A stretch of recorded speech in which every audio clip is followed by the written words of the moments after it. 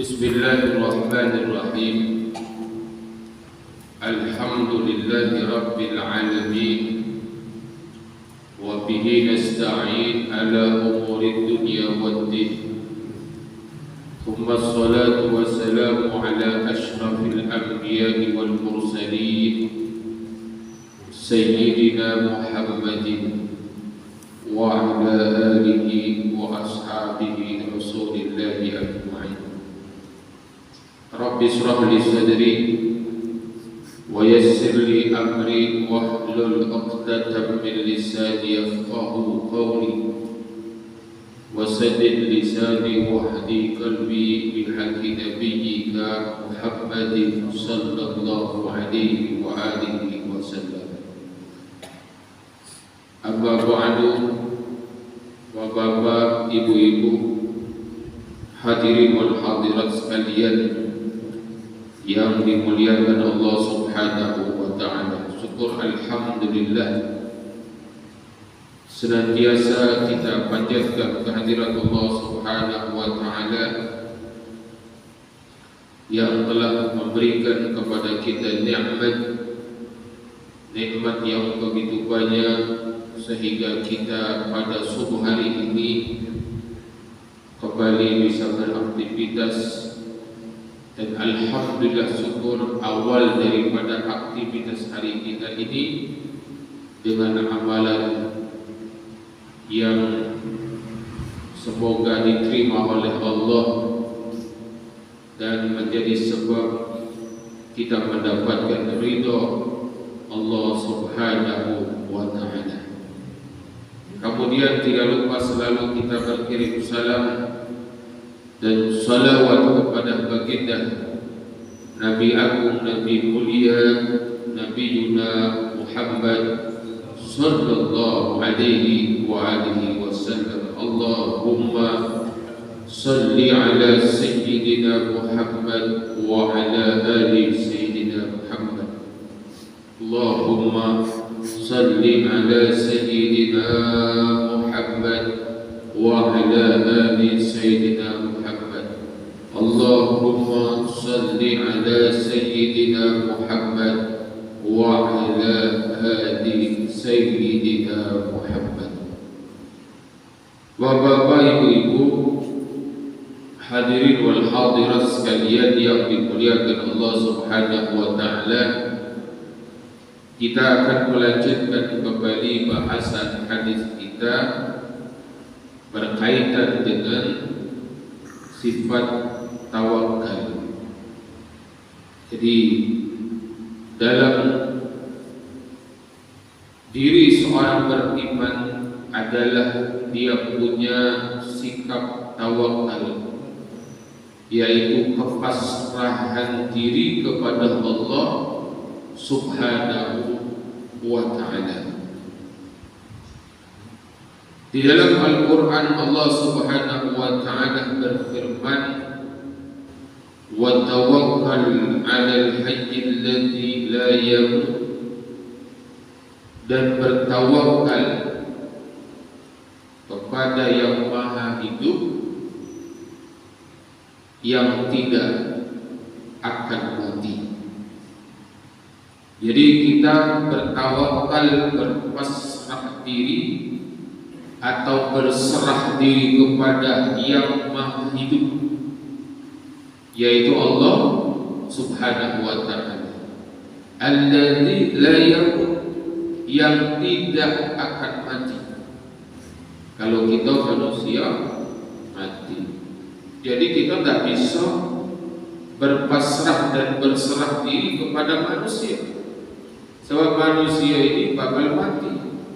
Ketika kita berpasrah, berserah diri kepada manusia, manusia itu mati, jangan dapat lagi. Keperluan hajat daripada hidup kita ini disampaikan dan dituntaskan oleh seorang yang sudah mati. Jadi kepasrahan kemudian penyerahan diri itu hanya kepada Allah. Yang punya suami bukan suami untuk kita jadikan kepasrahan dan penyerahan diri. Yang punya anak bukan kepada anak, bukan kepada manusia, bukan kepada bos, bukan kepada pimpinan, akan tetapi kepada Zat yang Maha Hidup yang tidak akan mati. Kemudian dalam ayat yang lain Allah Subhanahu wa taala berfirman, wa 'alallahi falyatawakkalul mu'minun. Dan kepada Allah maka bertawakallah orang-orang beriman. Kemudian dalam ayat yang lain, fa iza azamta fatawakkal 'alallah. Kalau engkau sudah berbulat hati, sudah bertekad bulat, sudah dengan keyakinan penuh dalam satu amal, maka proses selanjutnya adalah kepasrahan atau penyerahan diri kepada Allah. Supaya kalau sampai tidak jadi sombong, kalau tidak sampai tidak jadi putus asa. Itu penting.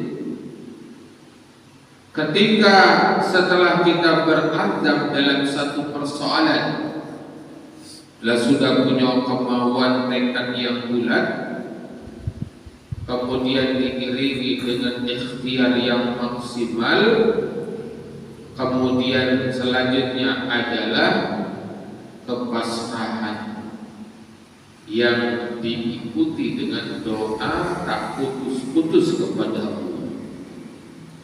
Ketika apa yang sudah diikhtiarkan ini sampai hajatnya kita itu kabul, dah jadi sombong.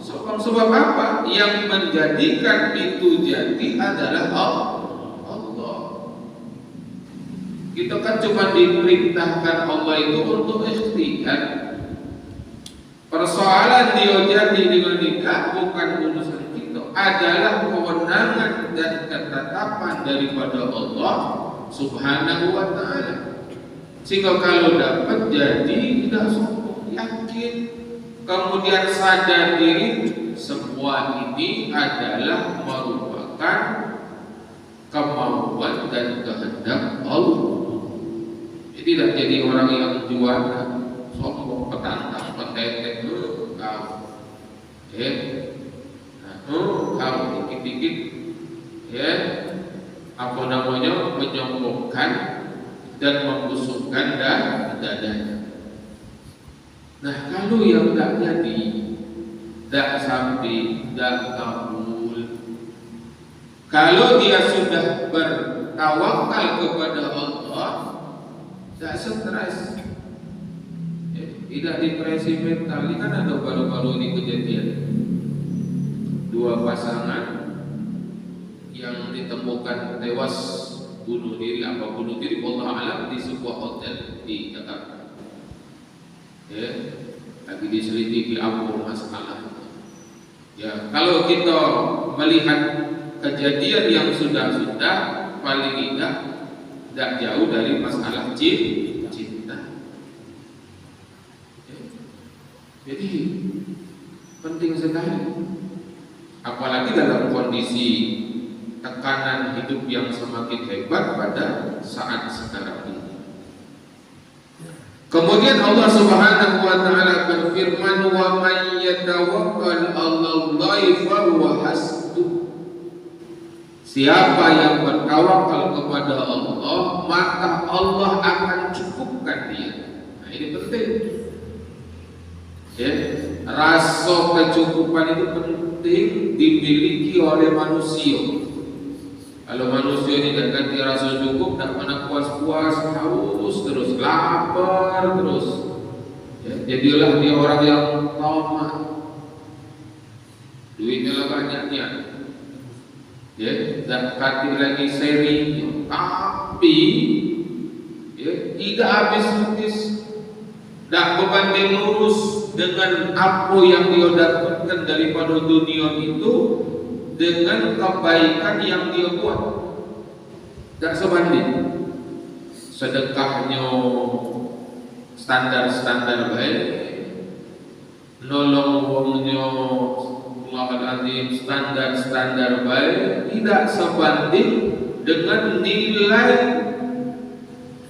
yang diberikan oleh Allah Subhanahu wa ta'ala. Jadi kan itu orang yang seperti ini kan artinya dia sedang terjangkiti oleh sikap rakus. Ya.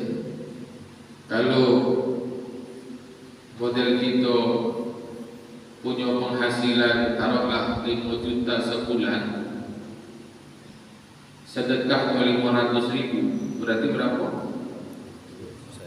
10%. Hebat tak? Hebat itu sudah. Kalau duitnya 5 miliar, sedekahnya seharusnya berapa? Hah? Berapa? 125 sebulan. Tapi kalau cuma sebulan sedekahnya 5 juta, tak cocok.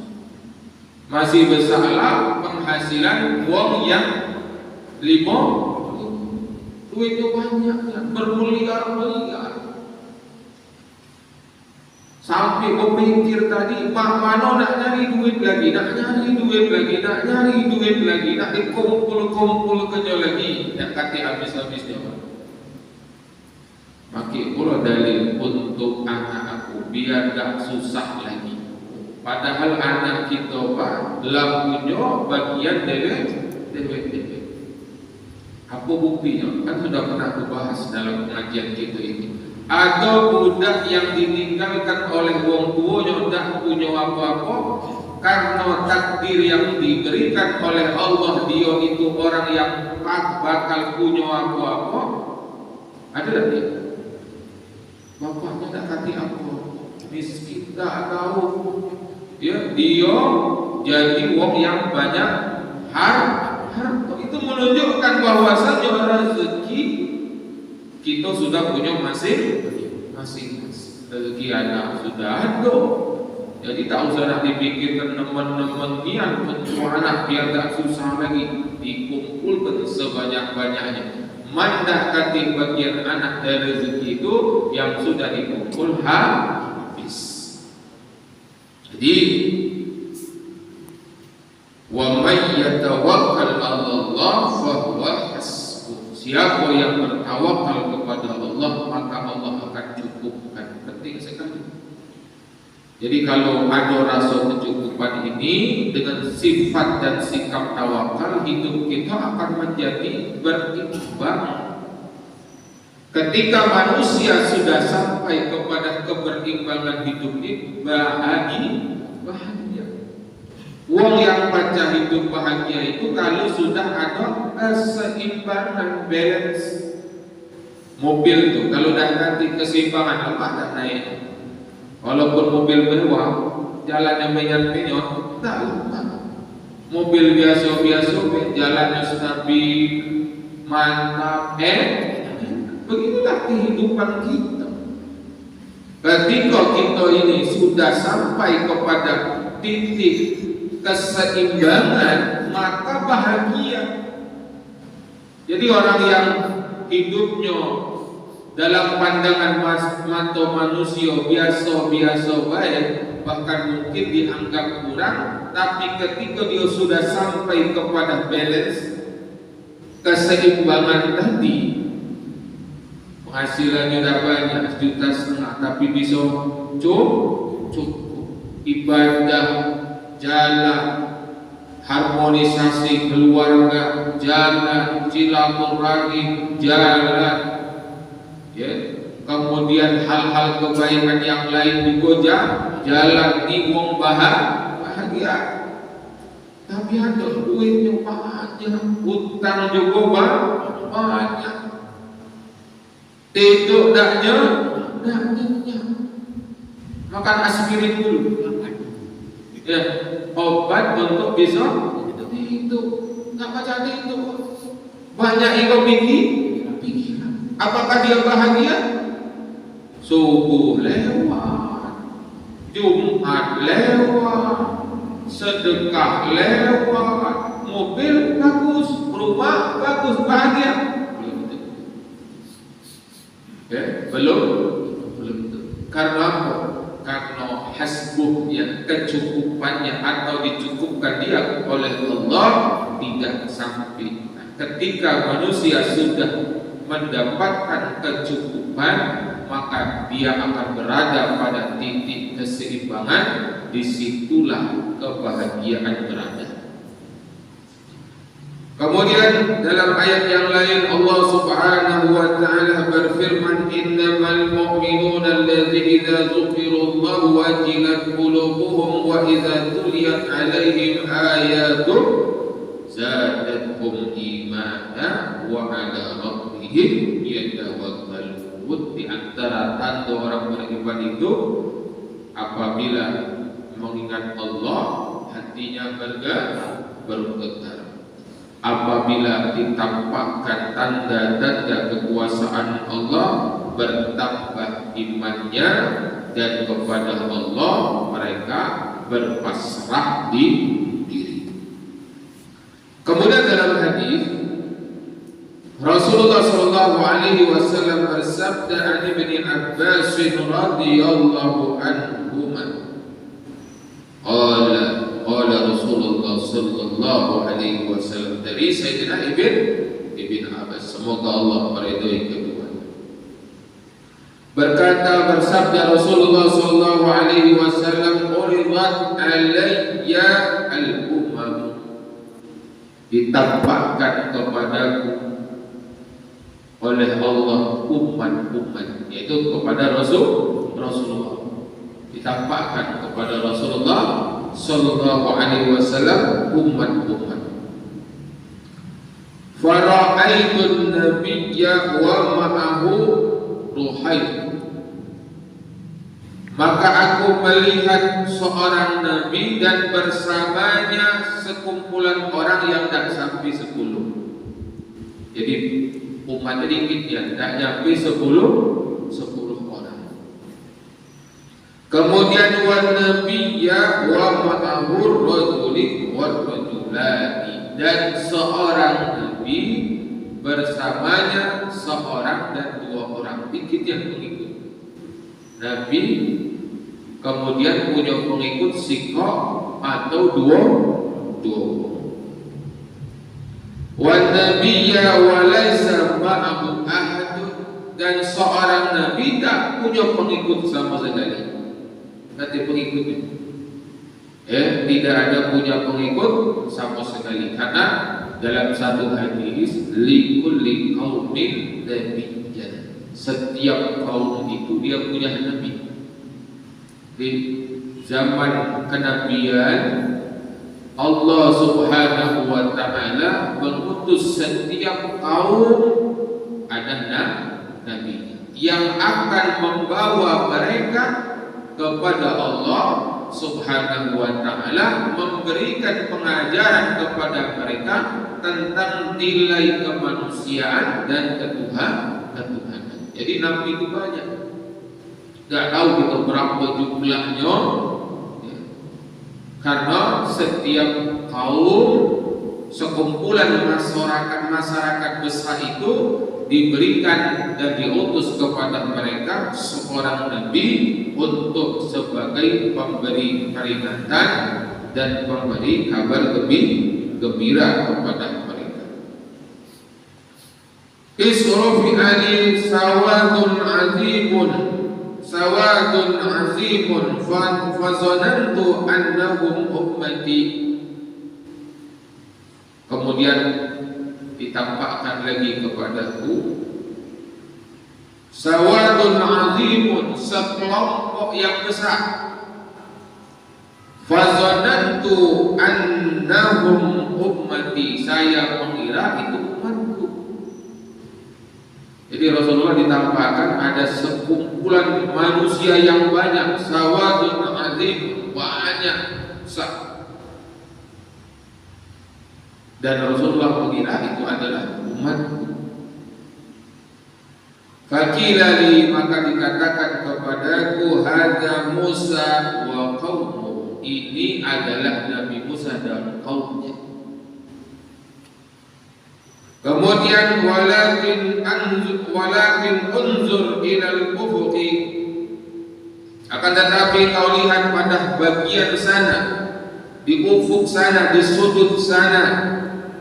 Fanazartu fa idza sawadun azimun, maka aku melihat di situ pun ada sekumpulan manusia yang banyak.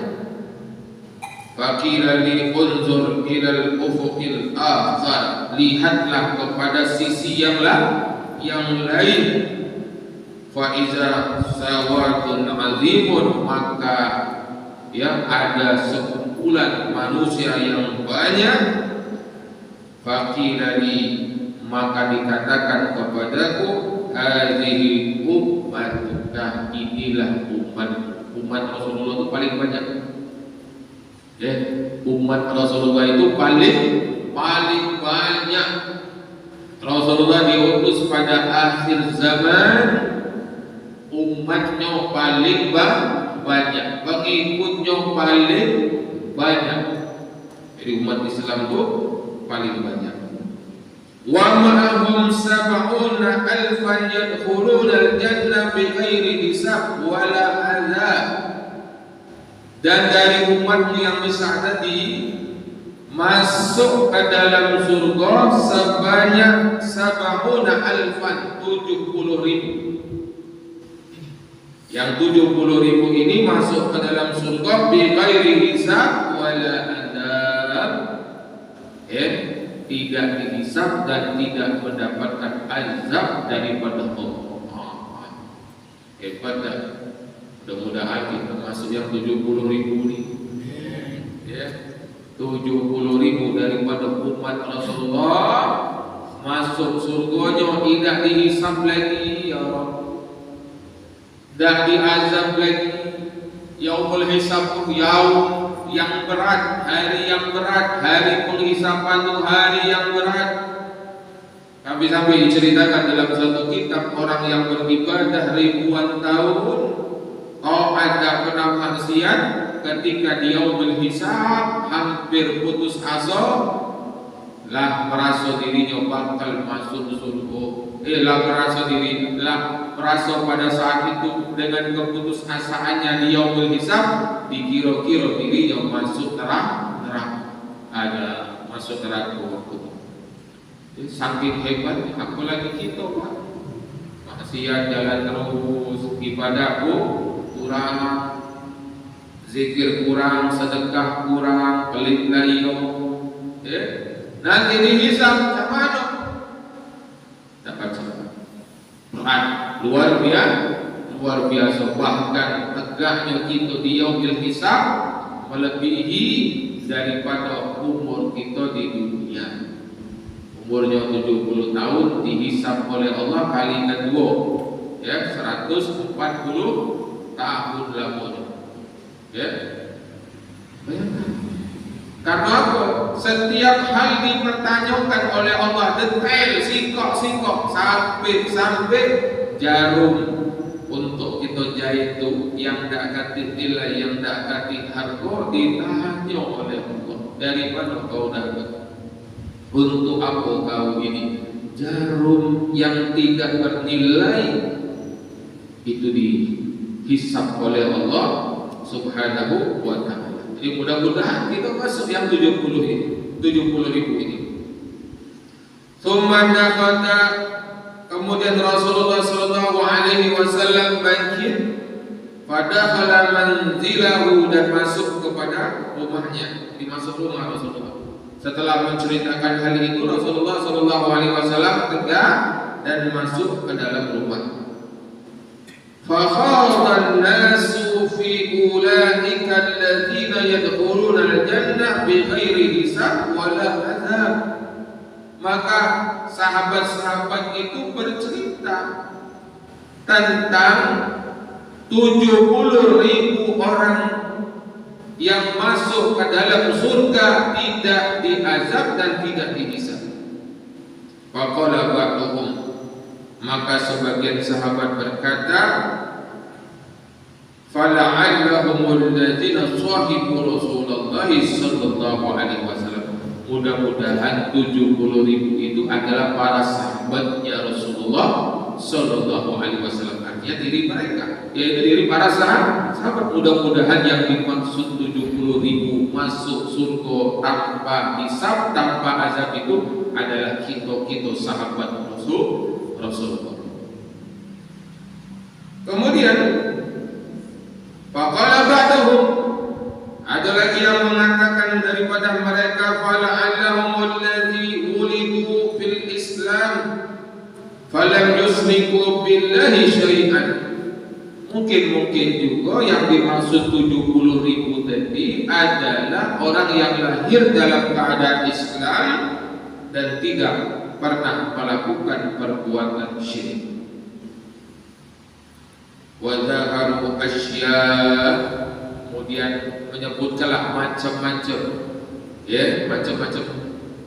Siapalah yang 70.000 ini? Jadi para sahabat itu nebak-nebak, ya, menurut versi mereka masing-masing. Artinya ada harapan yang menjadi keinginan para sahabat yang 70.000 itu adalah mereka. Kemudian fakharaja alaihim Rasulullah sallallahu alaihi wasallam faqal, akhirnya Rasulullah sallallahu alaihi wasallam keluar dari rumahnya dan berkata, "Malladzi takhuduna fi?" Apa yang kalian diskusikan? Apa yang kalian sedang bicarakan? Apa yang kalian bincang-bincangkan? Fa'ahbaruhu, maka para sahabat memberikan tahu kepada Rasulullah sallallahu alaihi wasallam. Faqala, maka Rasulullah sallallahu alaihi wasallam bersabda menjelaskan sifat siapa yang 70.000 yang masuk ke surga tidak dihisab dan tidak diazab adalah humul ladzi la yarquna wa la yastarqun, yaitu mereka yang tidak membaca mantra-mantra dan minta dimantrai. Jadi ada apa namanya itu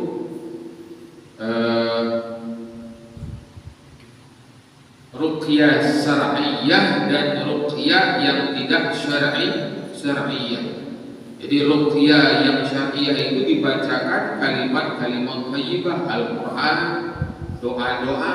Nah, ada juga yang tidak thayyibah, kalimat-kalimat yang di dalamnya ada unsur-unsur kesyirikan. Ya, unsur-unsur sihir. Jadi ada juga yang begitu. Nah, orang yang tidak pernah membaca mantra dan tidak pernah minta dimantrai ini adalah 70.000 orang yang masuk ke dalam surga tanpa azab, tanpa hisab. Wala yatatayyarun, dan tidak meramal. Dan tidak meramal termasuklah di dalamnya tidak minta diramal. Ya, tidak meramal. Kan zaman sekarang banyak orang yang minta diramal. Ya, ramalan cuman apa ini. Ya. Jadi tidak usah. Yakin kita kepada Allah bahwasanya segala sesuatu itu adalah berjalan atas kemauan dan kehendak Allah. Jadi ada kuncinya Bapak Ibu. Camana kita bisa merasa senang dengan apapun yang terjadi dalam hidup kita. Ya. Nah, ini cuman agak perlu proses yang panjang untuk sampai kepada hal ini. Tapi mudah-mudahan dengan adanya kunci ini menjadi semacam jalan kita untuk bisa bersikap senang dengan apapun yang terjadi dalam hidup ketika kita memandang hal itu adalah berdasarkan kemauan dan kehendak Allah. Jadi pandanglah segala sesuatu yang terjadi dalam hidup itu adalah merupakan wajah Allah. Fa aynama tuwallu wujuhakum qibala al-masyriqi wal maghrib, kemanapun engkau memandang ke barat dan ke timur, fasamma wajh Allah, maka di situ adalah wajah Allah. Jadi ketika Rasulullah ini ceritanya adalah ketika terjadi pindah kiblat ke arah Palestina Baitul Maqdis, maka Rasulullah sedikit bersedih. Dan terjadi ocehan-ocehan daripada orang-orang kafir Quraisy dan orang-orang Yahudi bahwasanya sekarang Muhammad itulah sama dengan kita. Kenapa? Karena kiblatnya sudah sama dengan kita ke Palestina. Sehingga Rasulullah minta untuk dirubah kembali ke arah Ka'bah Baitullah. Sehingga Rasulullah banyak berdoa, bermunajat kepada Allah, akhirnya dikabulkan Allah, dipindahkan kembali ke Baitullah Ka'bah. Nah, dalam hal itu Allah Subhanahu wa taala menjelaskan kemanapun arah, baik barat ataupun timur, adalah di situ wajah Allah. Maka bagi kita apapun yang terjadi dalam hidup ini, senang dan syukur, baik dan buruk, kita pandanglah di situ wajah Allah. Wajah Allah. Ada orang jahat dengan kita, sudah. Tak mungkin dia berbuat jahat kecuali atas kehendak dan kemauan Allah. Kita tengok wajah Allah, akhirnya kita tatap dia dengan senyuman, tidak dengan kemarahan. Apa positifnya, apa manfaatnya buat kita? Kita akan menjadi orang yang berenergi positif. Yang disebut oleh orang-orang energi positif itu akan mengantarkan kepada kesuksesan dan keberhasilan hidup. Jadi ada orang yang sudah berbuat jahat, kita balas dengan senyuman, itu apa yang terjadi buat dia? Jadi senang apa tambah sedih dia? Tambah sedih, Pak. Uang berbuat jahat dengan kita, tujuannya kita sedih, tapi tidak senang, senyum, tetap tegur, tetap menyapa. Subhanallah. Nah, dengan hal itu mudah-mudahan yang berbuat jahat jadi baik, yang benci jadi senang. Kalau juga dia tidak jadi baik, tidak senang, bakal dia menjadi orang yang akan jauh dari rahmat Allah Subhanahu wa taala. Jadi perlu di situ. Setiap apapun yang terjadi adalah dipandang dengan wajah Allah Subhanahu wa taala. Wa ala rabbihim yatawakkalun, dan kepada Allah mereka berpasrah diri. Faqala Ukasyah, kemudian Sayyidina Ukasyah berdiri. Faqala qul Allah ayyaj'alani minhum, ya Rasulullah, doakan aku supaya aku menjadi bagian yang 70.000 itu. Faqala fa anta minhum, maka Rasulullah bersabda, engkau Ukasyah bagian daripada mereka. Tsumma qama rajulun akhar, kemudian berdirilah daripada sahabat yang lain. Faqala qul Allah ayyaj'alani minhum, ya Rasulullah, doakan aku juga supaya jadi daripada bagian yang 70.000 itu. Faqala sabaqaka biha Ukasyah, engkau telah didahului oleh Ukasyah. Muttafaqun alaih. Artinya Rasulullah SAW itu memberikan apresiasi, penghargaan bagaimana para sahabat itu begitu amat antusias dengan nilai-nilai kebaikan. Mereka berlomba-lomba dengan hal-hal yang baik. Artinya apapun kita punya kesempatan yang sama untuk menjadi 70.000 orang yang masuk ke dalam surga tanpa dihisab, tanpa diazab, ya, dengan catatan tidak melakukan praktek praktek-praktek ya, ruqyah ya, ataupun minta diruqyah ataupun peramalan dan tidak ada sifat tawakal kepada Allah. Ruqyah di sini maksudnya adalah ruqyah yang tidak syar'i, minta dimantrai atau baca mantra, kemudian meramal dan tidak bertawakal kepada Allah Subhanahu wa taala, menyebabkan hal itu akan menjadikan kita bukan orang yang masuk 70.000 umat Rasulullah masuk surga tanpa hisab, tanpa azab. Kemudian juga dijelaskan oleh ulama agar kita menjadi orang yang masuk 70.000 bagian daripada umat Rasulullah masuk surga bi ghairi hisab wala adab adalah melakukan apa yang dilakukan oleh Rasulullah.